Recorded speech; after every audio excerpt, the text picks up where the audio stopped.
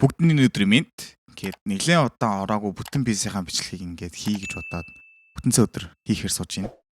За ингээд бүтэнцэн өдрийг бүтэн PC-тэй авахтцгаая.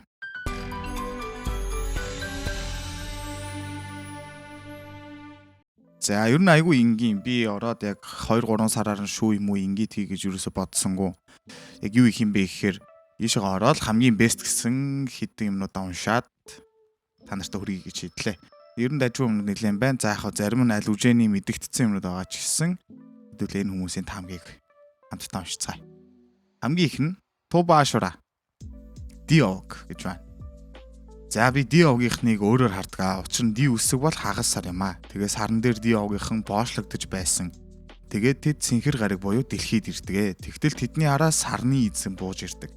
Тэдний өөрөөс нь урвсан хэмээг алахыг завддаг. Гэтэл Ника гарч ирж Диогийнхныг авардаг.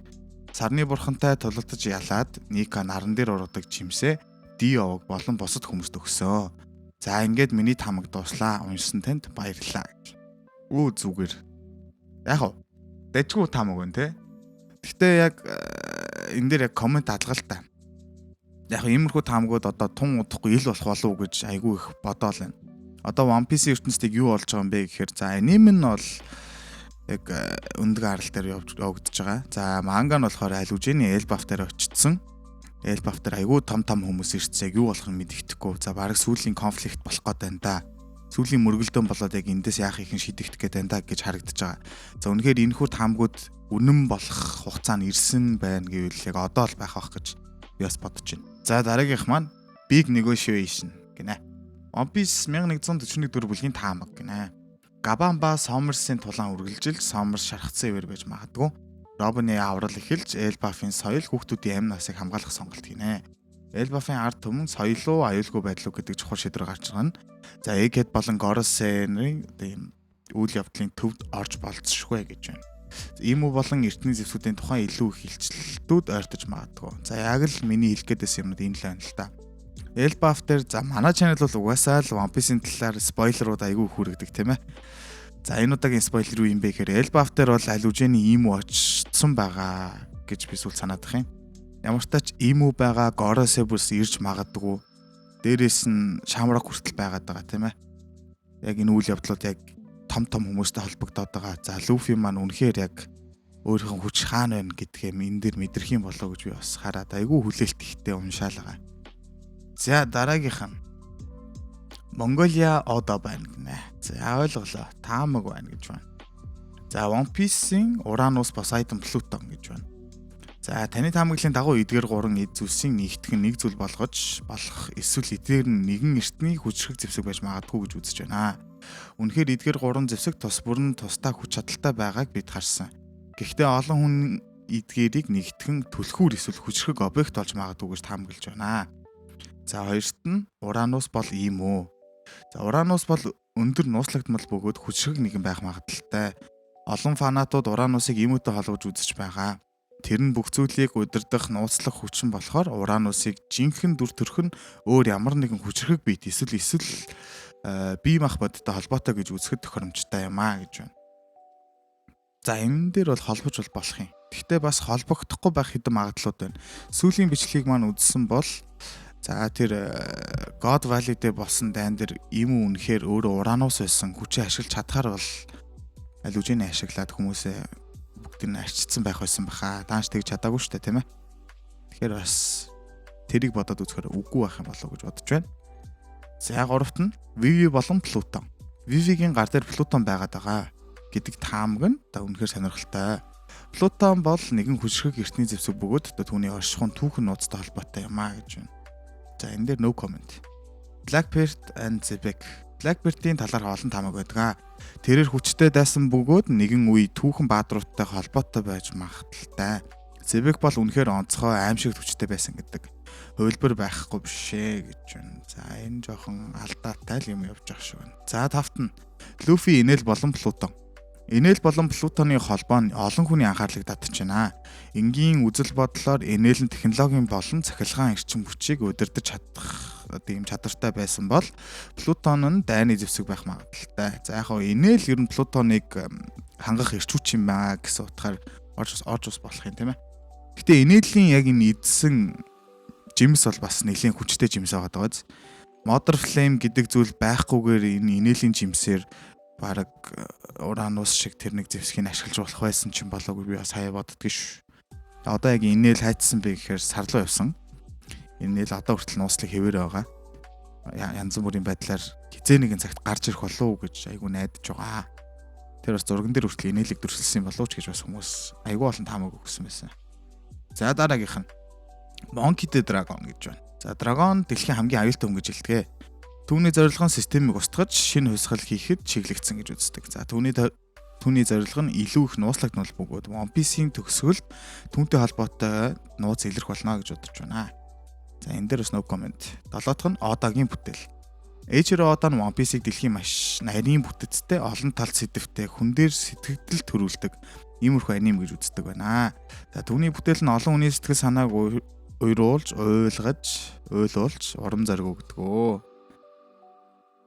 За гэсэн юм байна. ChatGPT дээр янзлаад бичвэ гэж байна. За ChatGPT гэхэд бас хөрх утгатай байна. Баярлаа. Дараагийнх нь East Blue.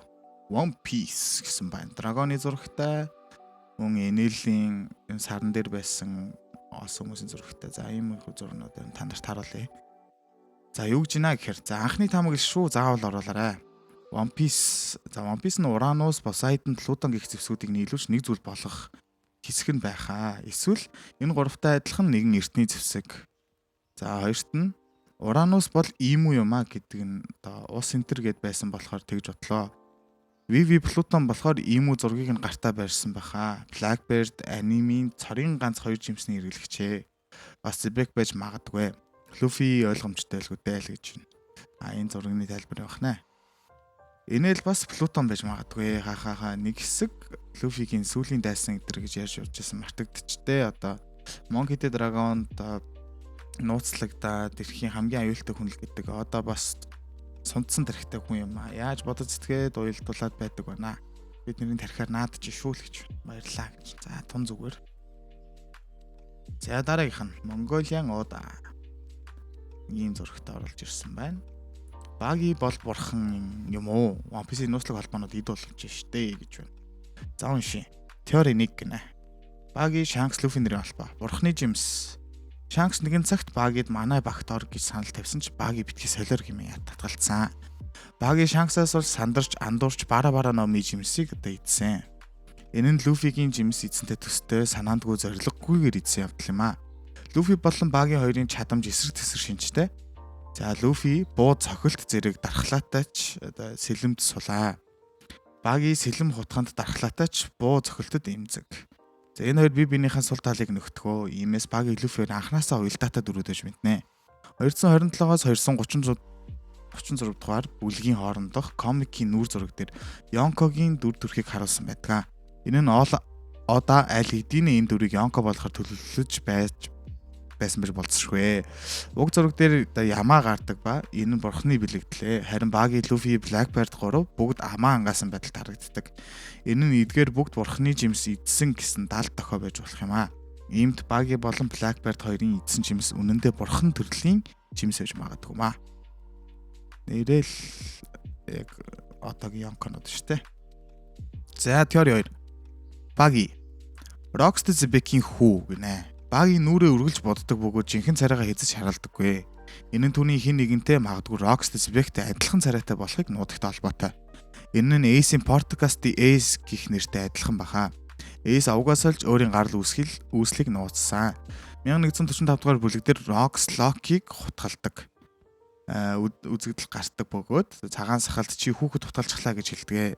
Багич Luffy-тэй тулалдахад хутга эргэлдэг. Тэгэхээр Rox мөн адил хутга эргэлдэг гэж мэднэ. Rox-ийн багт хамгийн хүчтэй хүмүүс элсдэг байсан. Яг л Баги дээр Mihawk ба Crocodile орж ирсэн шиг. Товчхондоо Баги бол бурхны жимс идсэн байх өндөр магадaltaй. Мөн Rocksteady Zebek-ийн хүү байх боломжтой. Blackbeard ч бас бурхан төрлийн жимс идсэн байж мэднэ. Эдгээр бурхантай холбоотой хүмүүс сэргэн мандалт хийж эхэлж байна гэж. Гой таамаг байна.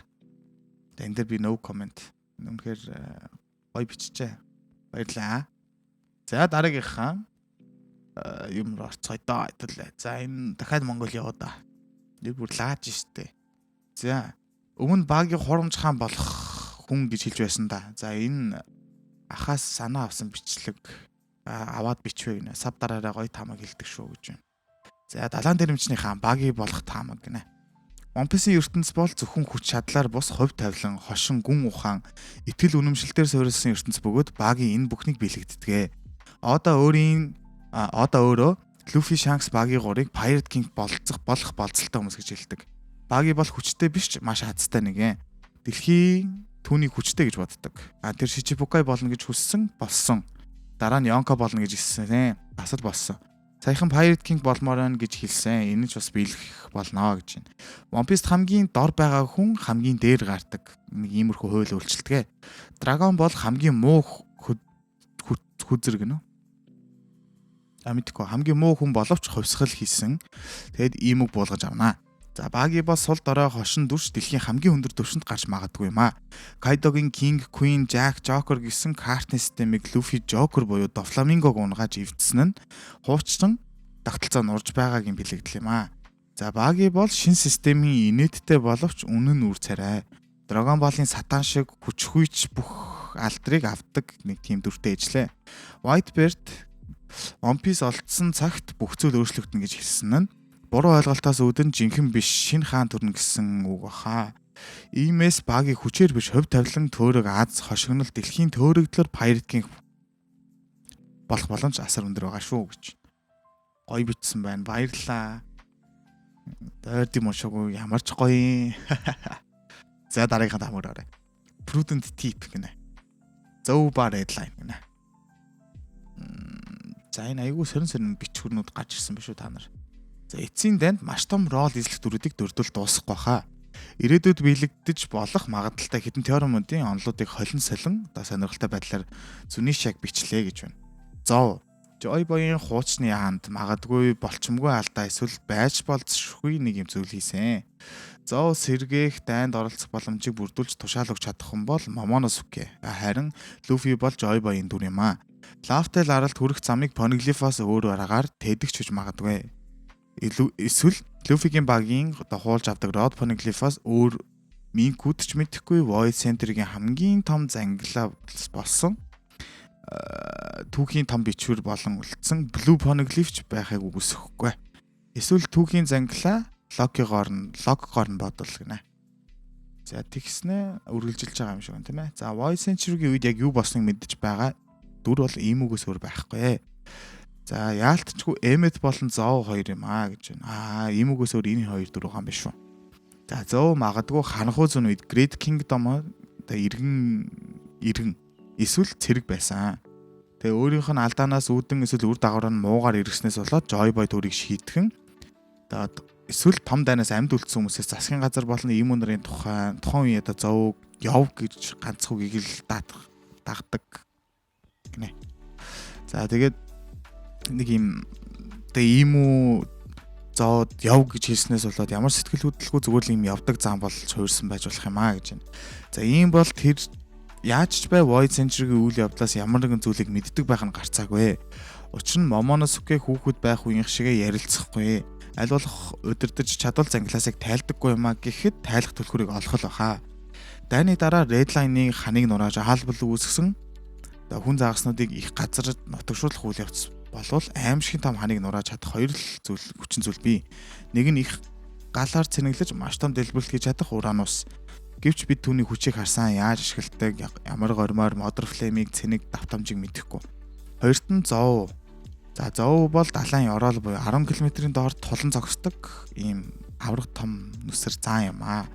Zou-ийг Redline-ыг бараг нэг том өшгөлтөөр нурааж дэвслэх гэхээр Zou Redline-ыг нураах юм болов уу гэж байна. Би танарт хэлжсэн шиг санагдах юм. За One Piece гэдэг магадгүй энэ One Piece ертөнцийг Redline-аар хуваагдаад байгаа энэ бүгдийг нураагаад One Piece гэдэг ертөнцийг үүсгээд All Blue гаргаж ирээд ийм болноо. За энийг хийх юм бэ гэхээр угаасаа хамгийн аврах биетэй юм чинь Zou байгаа шүү дээ. За Guma гэхэд Luffy Gear 5 юм уу Gear 6-аа ороод асар нэг юм авраг хэмжээтэй болонготой Redline-ыг нураадаг ч юм уу. Бас байж болно тийм үү. Тэгэхээр энэ хүрээд ерөнхий жоохон завсарлаа гэж бодлоо. Гой юмнууд бол зөндөө байна. Манайхан маань монголоорч бичдэг болчиж ChatGPT-г бага ашиглаарай гэж хүсье залуусаа. Ерөөс уншаад би ч толгой дотроо бүр ингээд тунгаагаад ч ойлгохгүй юм шиг байна. За тэгэхээр энэ удаагийн маань бүтэн PC-ийн бичлэг энэ хүрээд өндөрлөлөө. За дараа 7 хоног хийнэ гэж би бол амлахгүй. Тэгэхдээ 2-7 хоногт нэг гэдэг комент бол таалагдчихээн. 2-7 хоногт нэг удаа хийх юм болов. Та нар бас ямар байна? Бүтэнцэн болгон ийм гой тамгуудаа уншмаар байна уу? Уншиж байгааг сонсомоор байна уу? Комент хэсэгт үлдээгээрэй гэж хүсье. За тэгээд дараагийн бичлэг тун удахгүй орно гэж би ч бас найдаа да. Цаг зам нь бол би та нартай айлж чадхаар их бичлэг үргэлж яал гэж бодоод байна. За тэгэхээр Silver Onyx байлаа. Баяр та.